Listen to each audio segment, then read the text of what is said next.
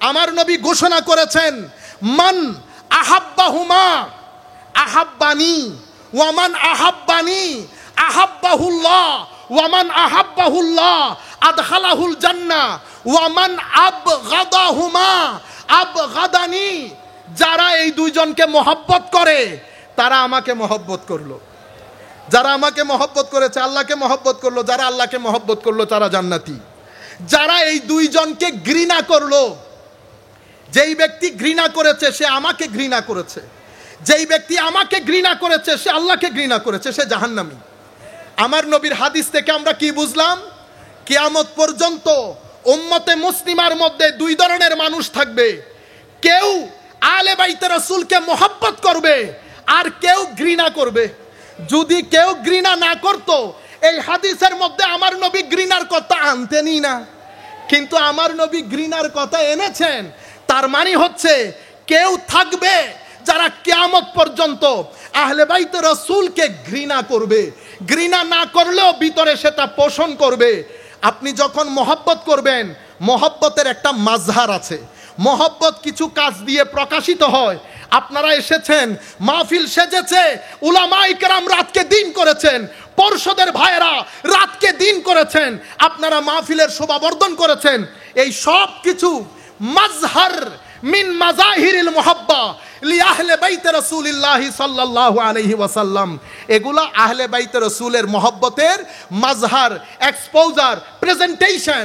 আমি যদি মহব্বত না করি, ঘৃণা থাকে, আমি আহলে বাইতে রাসূলের নাম নিতে পারবো না। মুহররম হোক, মুহররমের বাইরে হোক, 12 মাস চলে যায়, আহলে বাইতে রাসূলের নাম।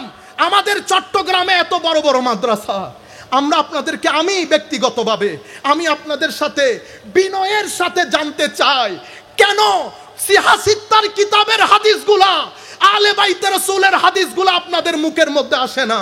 যদি বলেন আমরা বলি, বলেন আপনারা কোন দিন বলেন, কখন বলেন?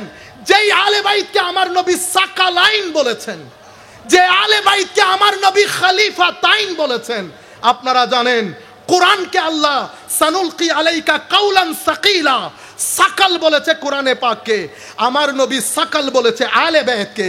আমার নবী বলেছেন উনজুরু কাইফা তাখলুফুনি মিন বাদি, তোমরা দেখো আমার আহলে বাইতের সাথে আমার পরে কি আচরণ করছো, তোমরা সাবধান থাকবা। মনে রাখো দুটি জিনিস, দুটি খলিফা তোমাদের কাছে রেখে যাচ্ছি, কিতাবুল্লাহ হাবলুম মামদুদুম মিনাস সামাই ইলাল আরদ, এটা একটা রশি আসমান থেকে জমিন পর্যন্ত বিস্তৃত।